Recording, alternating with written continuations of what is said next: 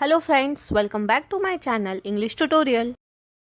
Hello friends, let's start today's topic. तो आज जो हमने ऑक्सिलरी वर्ब्स ली हैं वो है कैन, कुड, मे, माइट। अब कैन, कुड, मे, माइट हमने एक साथ क्यों ली है, इसका क्या मतलब होता है और ये कहाँ पे यूज होती है, कब यूज होती है, कैन हम कब यूज कर सकते हैं। अगर हम जनरल इंग्लिश में देखें तो ये हर सेंटेंस में कहीं ना कहीं यूज आपने देखा होगा, लेकिन इनके यूज के क्या रूल्स हैं आज हम देखते हैं। तो सबसे पहले हम बात कर लेते हैं कैन और मे की। तो कैन और मे क्या है, प्रेजेंट फॉर्म है। वहीं पे कुड और माइट जो है वो कैन और मे की पास्ट फॉर्म है। तो कैन की पास्ट फॉर्म क्या है, कुड, और मे की पास्ट फॉर्म क्या है, माइट। तो सबसे पहले हम प्रेजेंट फॉर्म ले लेते हैं कैन और मे। अब सबसे पहले तो इसका मतलब जान लेते हैं। तो कैन और मे का मतलब होता है सकता। सकता मतलब जब भी हम किसी से सेंटेंस में कर सकते हैं से रिलेटेड कुछ भी सेंटेंस यूज करेंगे तो हम कैन और मे का यूज करेंगे। एग्जाम्पल देख लेते हैं। इट मे रेन टुमारो, कल बारिश हो सकती है। तो यहाँ पे क्या आया है, पॉसिबिलिटी बताई गई है। ठीक है, तो उस केस में हमने कैन और मे का यूज किया है। तो सबसे पहले तो हम ये जान लेते हैं कि इसके रूल्स क्या हैं यूज करने के।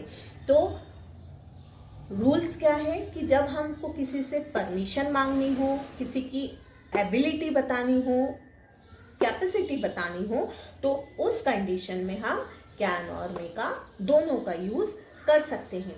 अच्छा, तो जब इन तीनों कंडीशंस में हम कैन और मे का यूज कर सकते हैं तो अब क्वेश्चन आता है कि कैन का यूज कब करेंगे और मे का यूज कब करेंगे। तो जब हम अफर्मेटिव सेंटेंसेस में पॉसिबिलिटी, एबिलिटी और कैपेसिटी या फिर परमिशन की बात कर रहे हो तब हम मे का यूज करेंगे। वहीं पे जब हम नेगेटिव सेंटेंस में या फिर इंटेरोगेटिव सेंटेंस में परमिशन, एबिलिटी और कैपेसिटी की बात कर रहे हो तो हम कैन का यूज करेंगे। एग्जाम्पल देख लेते हैं। इट मे रेन टुमारो, अभी हमने देखा था ये वाला एग्जाम्पल। तो कल बारिश हो सकती है, तो ये एक पॉसिबिलिटी बताई जा रही है। तो ये क्या है, अफर्मेटिव सेंटेंस है, तो यहाँ पे हमने मे का यूज किया है। Okay, now can this be true. Next example देते हैं, कैन दिस बी ट्रू, क्या ये सही है। तो इस क्वेश्चन में क्या है, एक क्वेश्चनिंग आ रही है, वो पूछ रहा है कि क्या ये सही है।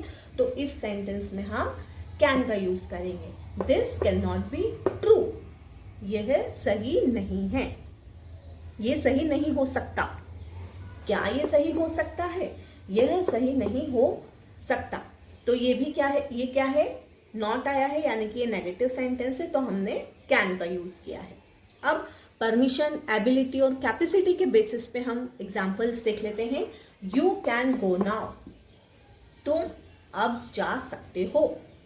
यू मे गो नाउ, तुम अब जा सकते हो। इसका हिंदी में मीनिंग सेम होगा, लेकिन यहाँ पे क्या है, बोला जा रहा है, और यहाँ पे क्या है, पूछा जा रहा है। पूछा जा रहा है in the sense permissible. Permissible मतलब यहाँ पे वो बोल रहा है कि हाँ मेरी अनुमति है, अब आप जा सकते हो। तो जब हम मे का यूज कर रहे हैं तो मे ज्यादा पोलाइट है कंपेयर टू कैन। वहीं पे जो कैन है वो क्या बोल रहा है, दोनों का मतलब सेम है, लेकिन मे पोलाइट है और कैन में क्या है, वो बोल रहे हैं कि हाँ आप फिजिकली कैपेबल हैं और अब आप जा सकते हैं। तो ये थोड़ा रूड है, थोड़े हार्श है। वहीं पे जो जब हम मे का यूज कर लेते हैं तो ये थोड़ा पोलाइट वे में हो जाता है। Understood. So now let's come to past form of may, can और may. So what are their past form, could and might.